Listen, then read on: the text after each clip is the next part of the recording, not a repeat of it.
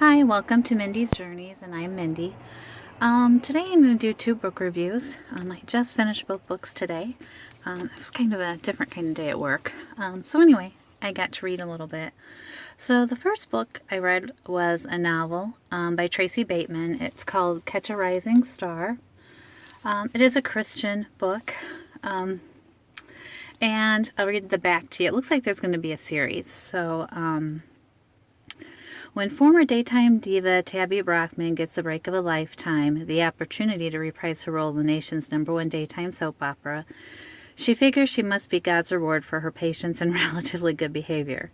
But as her second chance all looks cracked up to be, back on the set, she's faced with the same hateful head writer who killed off her character in the first place. Kids who drive her crazy, a stage dad who rubs her completely wrong, and an unwanted boyfriend who can't seem to get the message. Anyway, it was a really good read. It was kind of a smooth read. There was a twist in it on a romance novel. Who would have thought? A different kind of twist. It was interesting. But when I read the part of it, I was shocked. So it did shock me a little bit. Quick, easy read. Good entertainment. I liked it. Anyway, the second book I read was Start Right Where You Are by Sam Bennett. And here this is. And I highlighted some things I wanted to read to you. There was a lot of parts in here that talked about me personally. I mean, I felt like she was talking about me a couple times. So anyway, I really liked it. But I marked some things.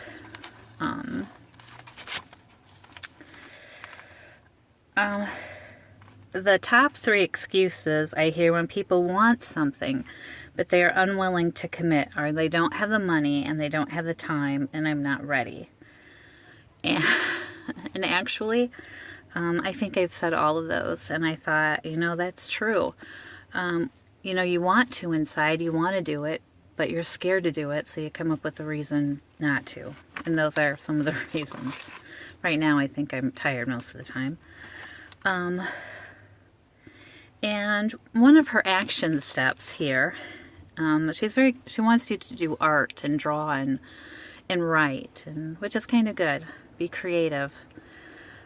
So this says, make some 5-minute art about what it means to be committed to your dreams. Or maybe a little song. I just improvised the first part of an old-fashioned Broadway musical style song that goes something like this. I got a dream, can't get distracted. I got a dream, do it now.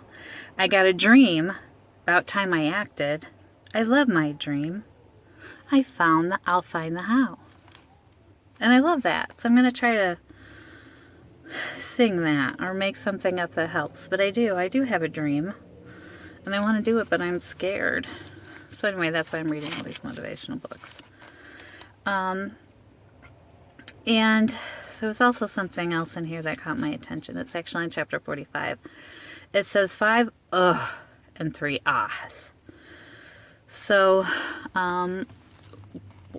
what this chapter was, you wake up in the morning and the first thing you see is your nightstand's a mess. And you just go, oh, I gotta clean it.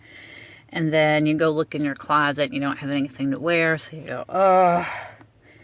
And then, you go out to the car and it's filled with stuff and you just go, ugh.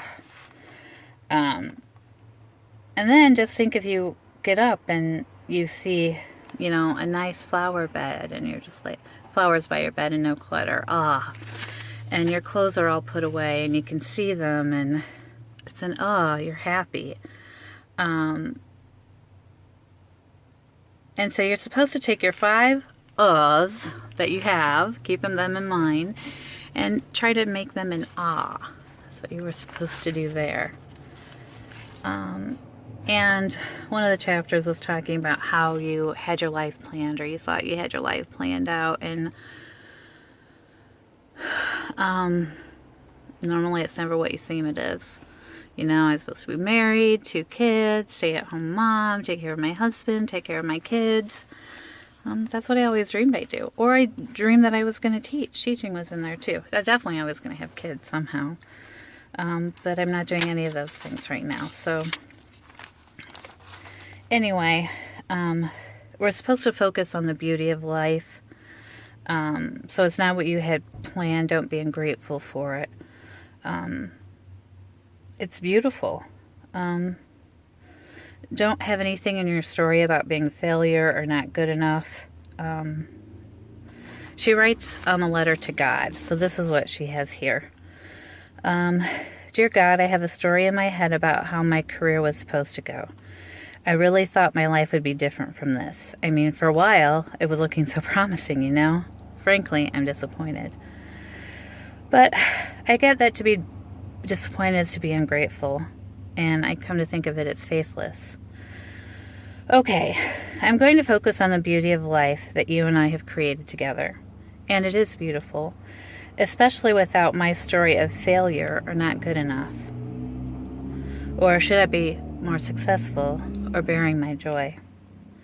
Let's unearth all the joy we can. Oh God, thank you for shining your light on my brilliant life that is unfolding perfectly in your divine time. Love me.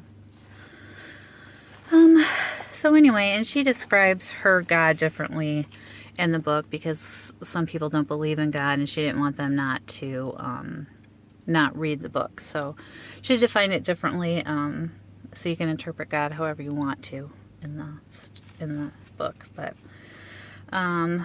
the title, again, is Start Right Here Where You Are by Sam Bennett. How little changes can make a big difference for overwhelmed procrastinators, frustrated overachievers, and recovering perfectionists. So anyway, it was a good book too. I'm glad I finished it. Again, each book of this kind of nature is going to touch people differently, and we're all going to have different likes and unlikes, and but for me, some of the stories in this book was a real reflection of my life, and so hopefully it will be a way for me to change it.